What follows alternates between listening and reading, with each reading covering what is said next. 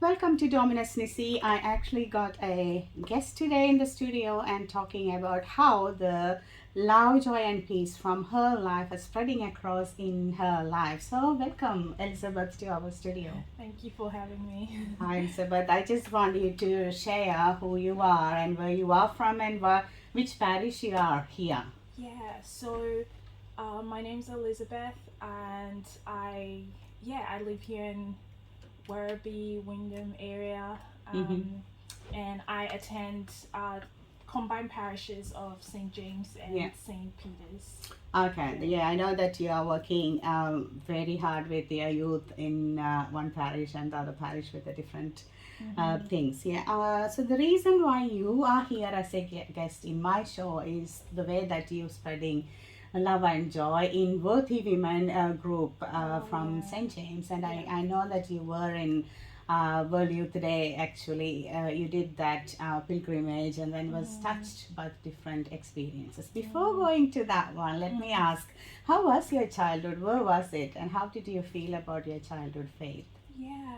So I was born in Nigeria, so Mm-hmm. that's in Africa, west of Africa, Yeah. and my faith, as far as I can remember, it was just part of my family life. Like Mm. my parents both like on a Sunday would get us ready, Mm. wear our Sunday best clothes Oh, wow. to Okay. mass, and um, so I was always curious about the faith.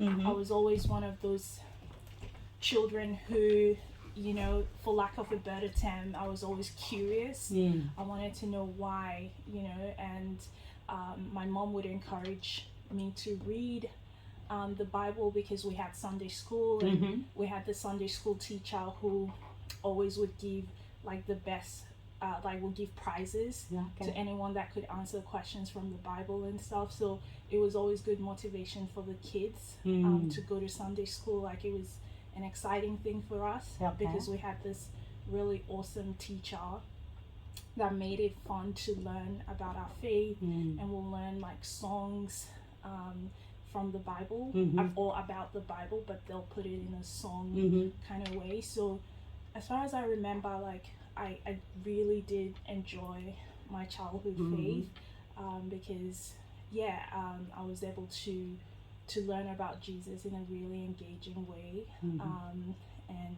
my parents, they they encouraged us Yeah. to ask questions and to and like home life. We had the priests, they would come over to our house. I remember one time I was like really scared when this priest came to our house because I'd just done my confession, Oh, and I okay. was like, is he gonna tell my mom? Don't Yeah. tell. I'm like, please don't tell mom. But yeah, later you find out that How they don't. confident. Yeah, it's very confidential, Mm. and probably they don't even remember after you Yeah, walk that's out of what the we hear. confession. Yes. Yeah.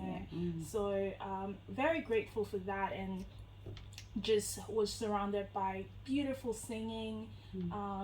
Like you go to mass, and with Africans, I think songs is just such a Sense big of your part. culture, right? Yeah, and so there was always dancing and music, and that really shaped my childhood faith, I would say. Okay, that's Yeah. great. I know that from Nigeria to Australia, it's a big change in your culture, right? How did you feel about coming into that Australian culture? Is that Yeah. helped to move higher or in your faith? I would say, very blessed to have moved to this country. As anyone that's come here as a migrant, we're really grateful that this Australia gives us so much opportunities to try new things and to educate ourselves. But yeah, I think coming here too, it was very easy to um, not have faith really a part of your life. I was young. I was a teenager. I just moved here. I was away from my parents, so it's like you want to fit in Yeah. with the crowd, and you discover secularism. So that's this whole thing where a lot of people don't feel like they need God in Yeah, their yeah, lives. because it's bit of like old thing, right? You know, Yeah. spending time in the church, and then it's everyone feel like something wrong with you if you have too much in the church, right? Yeah. Yeah, and also like it's our culture is very busy as well, Mm.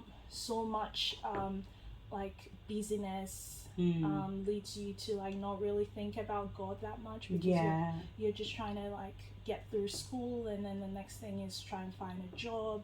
And you know, coming from an African household, you have that responsibility to care for Look your, after a not just family. your parents but your extended family back Mm. home in Nigeria. So I think it was very easy coming here to kind of forget the faith that Mm. I grew up with. Um, So what really helped you to stay stronger with the faith in Australia? yeah, good question. So I think what has helped my faith is, again, just coming from a family where they weren't um, so pushy Mm-hmm. about the faith, like, or like, you know, telling you like this is the way, you just have to follow it, it's how we've Yeah. always done it. It's like, okay, you want to explore other things, Mm. that's fine, but make sure you do your research. You Okay. know. And so I think if I look back, the times, because having that faith upbringing, you know, like scripture always tells us, train a child in the Mm. way they should go, when Yeah. so that when they grow they will never depart from it. Mm. So I think it was really good to have my mom and dad set that example of taking us to mass on Mm. Sundays. And so when I moved here and I struggled with my faith, I realized trying to do all these other things wasn't really making me fulfilled.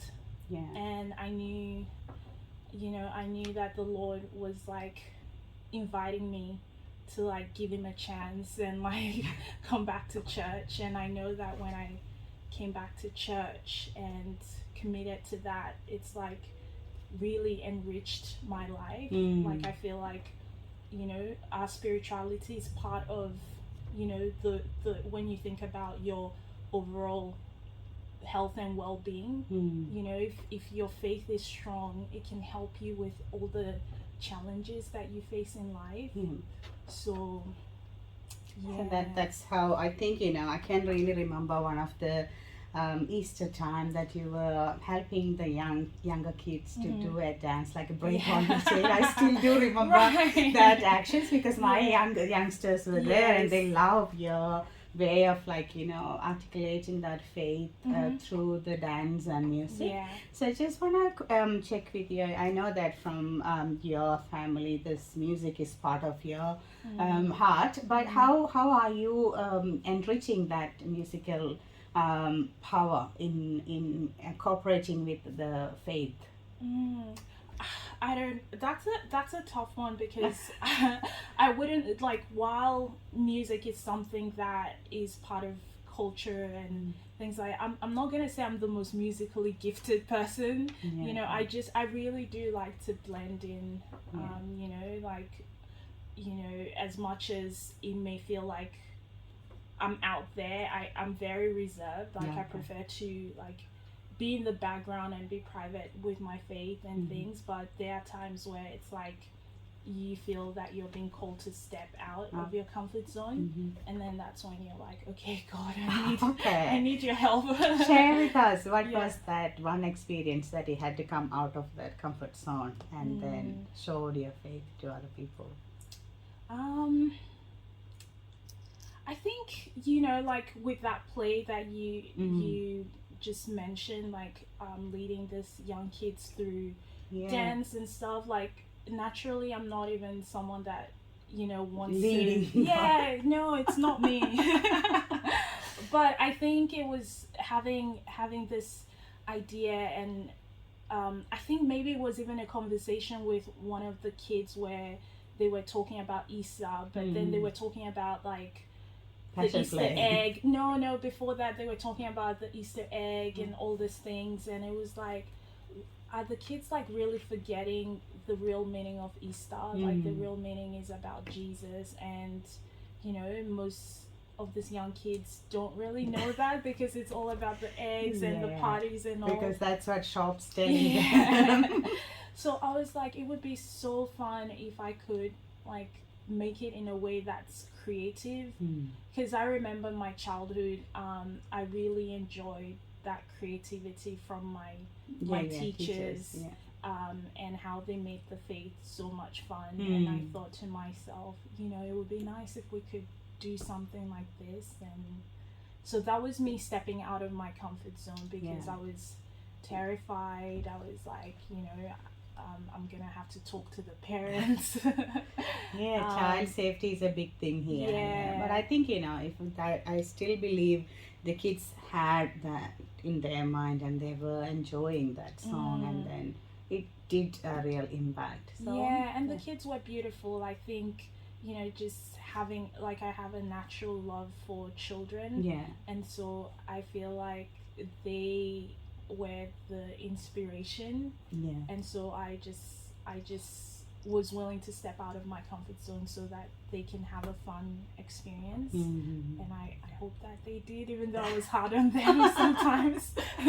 No, I think, you know, to arrange something like that for a parish, you need to be hard on them, because the timing and, you know, that you need to give the message back to the big community. So I think that's a good outcome that you have done to showcase your faith. Okay. So I think that's what the first incident that I can see from outsider, like not knowing you personally, because when as a parent look at that, oh, that young girl is doing for a community, that's the faith, because she can go and party outside rather than coming in like 3 or 4 time and then all this stress out with the teaching and, you know, managing these kids. And it was a big community, like, you know, around 40 kids or something, and different age groups. So that's a tremendous amount of energy that you need to spread over there.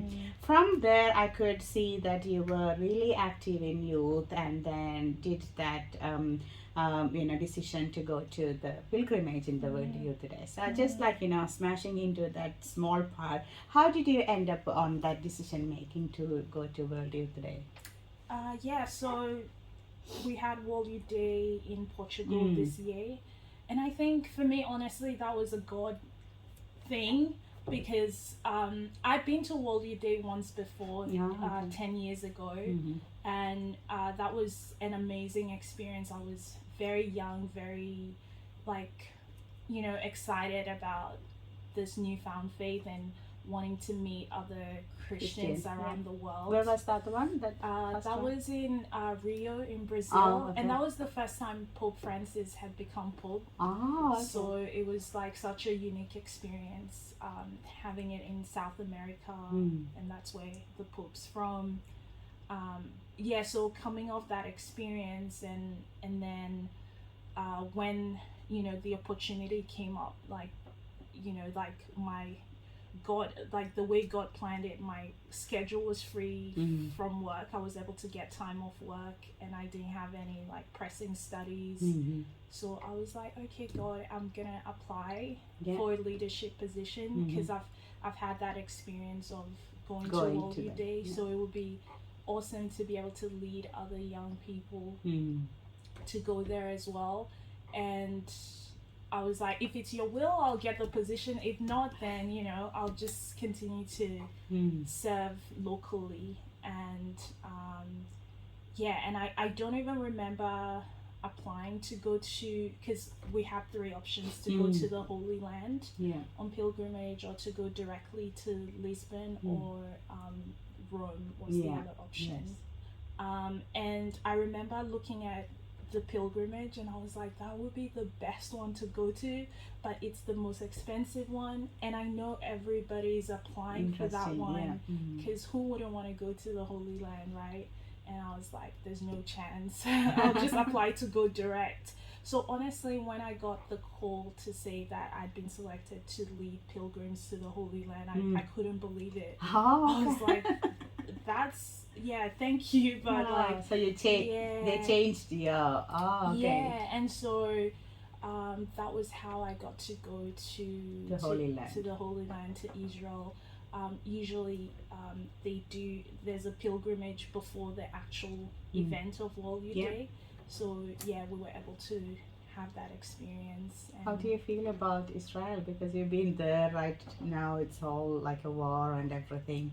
How blessed yeah, was that pilgrimage? yeah, honestly, to think that things can change in just a few months, Mm. but going to the land where, you know, we read in the Bible and being there, like walking the streets of Jerusalem, is just like, it's like I'm in awe, right? And then seeing like the Sea of Galilee, and then you have like the actual Jewish guides like explaining, Everything. yeah, explaining the Bible, like we're reading the Bible and we're standing on those Yes, yes. sites.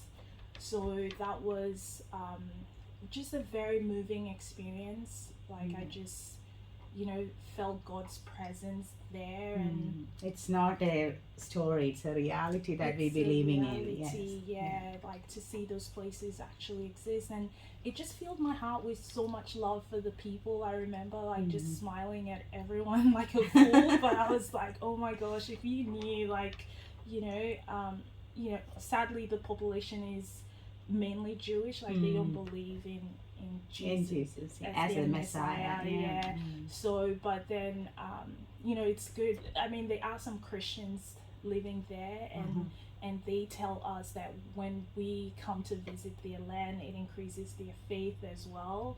Yeah, which was really nice to hear. And like I said, I just had so much love for the people, the food, and just the culture. Yeah.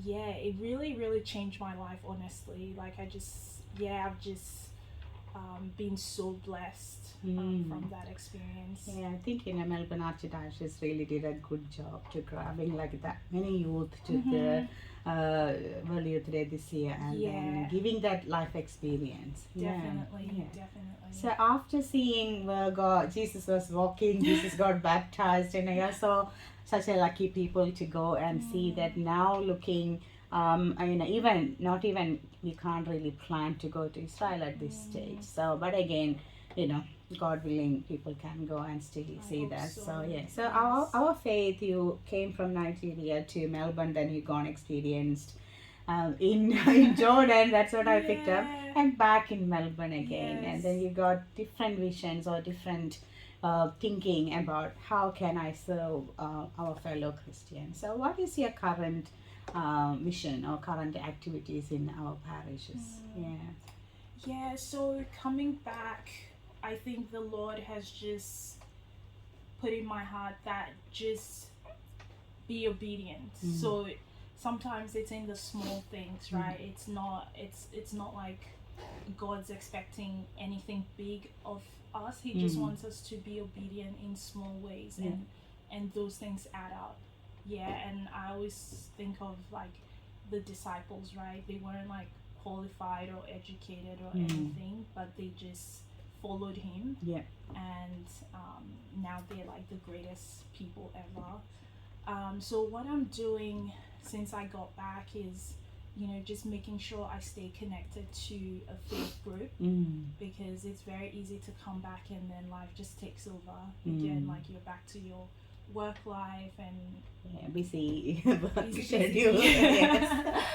But Yeah. no, I'm so grateful to have like the Worthy Women's Group. They really inspire me.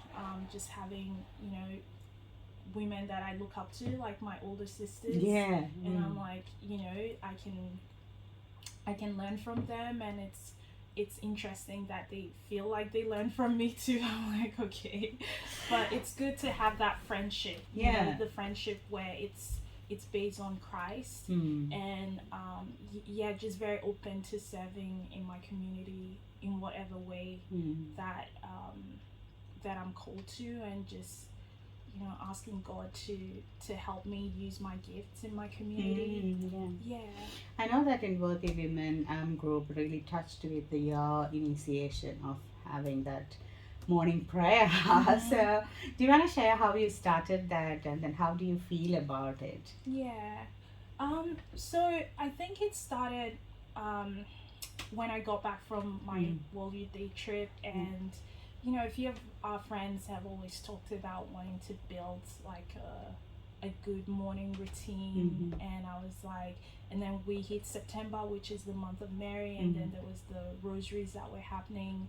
And so yeah, this idea came up, and I was like, why don't we pray together in the morning? If we want to start our day well, you start your day with the Lord, and then that just empowers you to go out and do the things that you're called to do. So we started the morning rosaries, and we were meant to just do it till the end of September, which is the month of Mary. But we've just kept going. So we meet.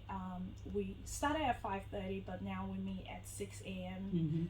every day. In the Zoom, right? Yeah, online on Zoom, and we pray the rosary, and we just see God just work. We pray for each other, and the next day someone's like, this happened, and God answered this prayer. And it's just so beautiful. It's been the best way I can describe it, it's been very enriching for me, because it's helped me to pray the rosary better, because I was never someone that likes to pray the rosary. So it's good to be able to pray with friends, because we know that prayer is important. And so to have like our sisters come together and pray the rosary together and offer up intentions to the Lord, and then just seeing how the Lord honors that time that we spend with him. I think it's a biggest blessing. I actually heard lots of comments on that one, because many people doesn't like that, to get up early morning and pray, and then because of these ones they got a sort of like a challenge to come up as a community and pray together. And it's not just local, like you have other friends from different places, which is also a great way to connect with the people. So that's a good thing. And I do remember that the dancing that you have done in the women's working women Christmas party, that was also really great, because it's everyone wants to sing and praise God, but when the Christian songs come, everyone is a bit reluctant to put up some moves and enjoy or glorify God. But you got that that skill over there to grab all the girls and then glorify God with some good music. So well done on that one. So I just want to check with you. You have done your studies and faith and everything. What are you doing professionally in your life, and then how do you spread this love, joy, and peace in your area? Do you want to share about that? Yes, thank you for asking. So I just recently started a disability company. So basically the work I do is work with people with disability and help them achieve their goals. Like whatever their goals is, it's achievable. So the company is called Feliz, and Feliz it means happiness in Spanish. And so it comes from the belief that everybody, regardless of their ability, deserves to live a happy life. And so what we do is we help them get on the NDIS if it's someone that doesn't know how to navigate the complexity of NDIS. So we help them obligation free. And then for those that are on the NDIS, so what we do is support coordination. So we help link them to the right services. We advocate for them.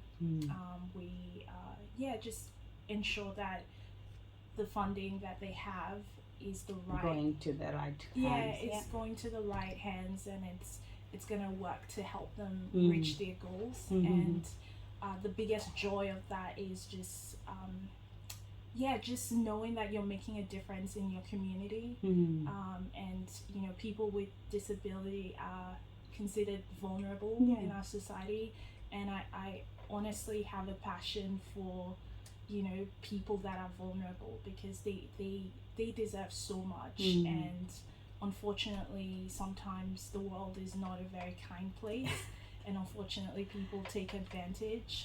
So that's true. I want to be like advocating that sort of like a justice for everyone. You are Yeah. becoming that justice Everyone advocate. deserves a Yeah. good life. Yeah. Yeah, all the best for your new initiative, because it's Yes. more like, you have that compassion, and then you got that faith, and coming into a profession. Please support me. Yes, of It's course. just very new. Yeah, so I would encourage, like, anyone really want to come and get help. If you are from that faith area, like, believer, it's better to work with someone who has a similar faith. So Absolutely. there will be, yeah. like, people around Wyndham. They are in need of that type of people. So I'm sure that God will take you to the right way, right path, and everything. So just wanna touch base with your family and your community. How do you feel about your involvement and then helping them to enrich in faith?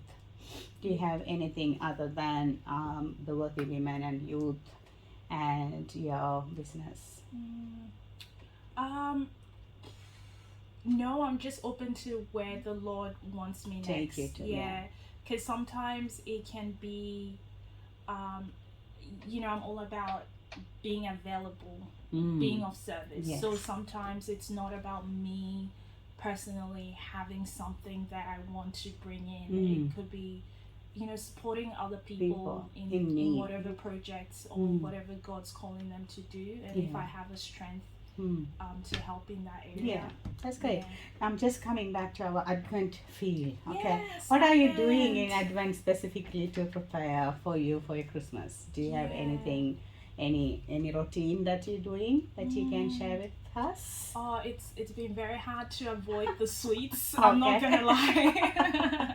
I've given up on that. But no, I just I'm back with my family, so just spending time with my family, continuing to build that routine in prayer, and with the church, I'm trying to be part of the choir because I love music and just singing Advent songs and preparing for Christmas carols. And I'm trying to make it to the Dawn Mass. That's an amazing one. Yes. Yeah, our young adults are gonna be doing one of the days. a performance. Are gonna be singing Singing one of the masses. Okay. masses on the day. So it's a huge one. You need to get up 5 a.m. in the morning. Yeah. That means you need to reach church by 5 a.m. Absolutely. So if you don't know about the Advent Mass, that's actually happening in St. Peter's Church from 16th, right? Yes, 16th to the 24th. Yeah. Every day 5 a.m. like a different priests are coming. The good part is that after that there is a big breakfast happening after the Mass. So I heard that the church used to be full. There was usually won't get any parking. You need to come quite early, all those things. So that's a real challenge to get up in the morning and come for the dawn mass. But I'm sure it'll be worth it. I feel like people find so much value in it. That's why you come at 5 a.m. and the church is full and you're like, wow, where did all these people come from? This is 29th year that Filipino community is actually doing this. That's an amazing one. So that's great. So just wrapping up our chat with you, just want to know, is there any message that you can give to my listeners being a young adult in faith?